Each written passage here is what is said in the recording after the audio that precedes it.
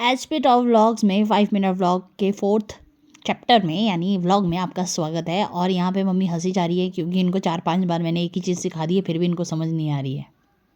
और ये है जी एम्स, बहुत ही बढ़िया सा हॉस्पिटल। भगवान कभी दर्शन ना हो यहाँ के हॉस्पिटल, कोर्ट और पुलिस स्टेशन कभी ना जाना पड़े साला, ये ज़िंदगी में चाहती हूँ मैं।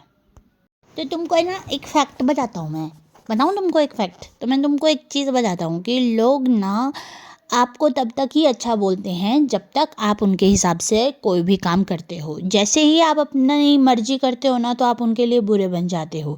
चाहे वो आपके पेरेंट्स हो, चाहे वो आपका पार्टनर हो, चाहे वो कोई और हो। जब तक आप किसी और के हिसाब से काम करते रहोगे, यू आर गुड। और जैसे ही आपने अपनी मर्जी करी, यू आर नॉट गुड। लोग ना इंसानों से ही नहीं, भगवान से भी दुखी हैं। लोगों का जब कोई प्यारी चीज़ उनसे छीन ली जाती है ना, तो फिर वो लोग पता है कैसे रिएक्ट करते हैं कि मैं तो नहीं मानता भगवान को, भगवान में कोई शक्ति है। अगर भगवान में शक्ति होती तो उन्होंने मेरे साथ ऐसा क्यों किया। पर मेरी लाइफ का एक बहुत ही क्लियर फंडा है, मुझे तो अपनी लाइफ में जो हुआ उसके लिए कोई रिग्रेट नहीं है। चाहे वो अच्छा हुआ, चाहे वो बुरा हुआ। देखो, बुरे के लिए, अच्छे के लिए तो कोई रिग्रेट कभी किसी को होता भी नहीं है, पर बुरे के लिए भी रिग्रेट ना होना, यही है यूनिवर्स के हाथ में सब कुछ छोड़ देना। तो अगर आपकी लाइफ में बहुत ही डार्क फेस चल रहा है ना, तो याद रखना भगवान जी आपको बहुत जल्द बहुत ज़्यादा खुशियाँ देने वाले हैं। तो रिग्रेट और पछतावे की एनर्जी कभी यूनिवर्स में नहीं देनी चाहिए, ठीक है। और हमेशा चिल पिल रहना चाहिए। जब भी आपको ऐसा लगे कि आपका मन भारी है ना, या तो उस सिचुएशन से निकल के दूर भाग जाओ या फिर घूमने निकल जाओ। तो ये चीज़ ना हमेशा वर्क करेगी। कभी भी किसी का दिल भारी हो ना, निकल जाओ उस सिचुएशन से, वहाँ पर खड़े मत रहो, बैठे मत रहो, आप डिप्रेस हो जाओगे। और आजकल की इतनी फास्ट दुनिया है ना, अगर हमने अपने लिए टाइम नहीं निकाला ना, तो कोई हमारे टाइम को कुचल के आगे निकलेगा हमसे, इसलिए ध्यान रखो।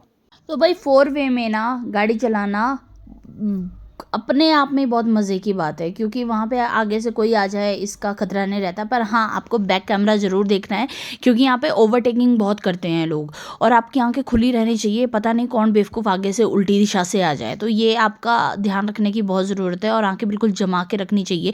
यहाँ पे ना मम्मा मेरे से कोई बात नहीं कर रहे थे, वी आर जस्ट साइलेंट, और मैं सिर्फ स्कूटी चला रही थी। और इस वक्त शायद मेरी जो स्पीड थी वो 70 थी, और इससे ज़्यादा ऊपर मेरी स्कूटी जाती भी नहीं है। तो यहाँ पे मैंने फुल एक्सीलेटर दे के रखा था, फिर भी मेरी 70 से ऊपर स्कूटी नहीं गई। मतलब गई नहीं, मैंने कोशिश तो बथेरी की थी, भगा लूँ, पर जितना सा चल रहा था उतना ही है। और देखो क्या प्यारे नज़ारे यार बिलासपुर के, मस्त वाले। और मेरे साथ क्लोल भी हुई यार आगे जाके ना। मैं रास्ते में एक चौक आया और मेरे को ना वहाँ से यू टर्न लेके वापस आना पड़ा 2 किलोमीटर का, क्योंकि मैं गलत नैना देवी वाले रास्ते से चली गई थी। नैना देवी जाते हुए ना आपको 3 टनल्स आएगी और डायरेक्ट आपको नैना देवी का रास्ता मिल जाएगा। तो अभी टनल्स दिखाऊंगी मैं आपको जाते जाते, तो तैयार हो ना। देखो ये आई लव हिमाचल भाई, आई लव हिमाचल। ये देखो पहली टनल आ गई। और जब आप खुद गाड़ी ड्राइव करके या स्कूटी चला के जाते हो ना, आपको रास्ते याद रहते हैं, आपको हर चीज़ पता होती है कि आपने क्या क्या निकाला है, क्या क्या टपके आए हो आप, क्या क्या प्रॉब्लम फेस की है, कितनी धूल खाई है, कितने ट्रकों के पीछे चले हो, कितनी गाड़ियों को मतलब तुमने पास दिया है, तुम्हारे साथ कोई भी इंसिडेंट हुआ तुमको याद रहता है। और यहाँ पे मम्मी ने ठीक ठाक कैमरा हिला दिया है, क्योंकि बहुत ज़ोर से हवा आ रही थी, ठीक है। तो ये भी फिज़िक्स का ही लॉ है कि अगर आपकी छोटी सी जगह है और दोनों तरफ से वो ओपन है, तो हवा वहाँ पे ज़्यादा चलती है। और ये होता ही है। वैसे टरबाइन ऊपर लगे हुए थे हवा के प्रेशर को सही करने के लिए, पर फिर भी ये हुआ जी। तो ये हम निकल गए आगे, अभी 3 और आएगी। बहुत सुंदर सुंदर जगह थी यार, मतलब टनल से निकलने के बाद तो मज़ा ही आता था। बहुत खराब है मेरी, चला चला के मेरी टांगे दुख रही है, मेरी बाजू दुख रही है, मेरा सब कुछ दुख रहा है।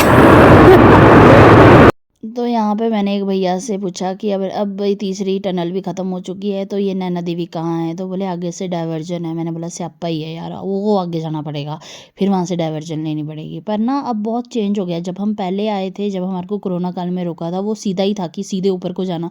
अब तो बहुत चेंज हो लिया। अरे भैया बहुत चेंज हो गया भाई, बहुत चेंज भाई, बहुत ही चेंज नहीं हो गया, बहुत चेंज है ना।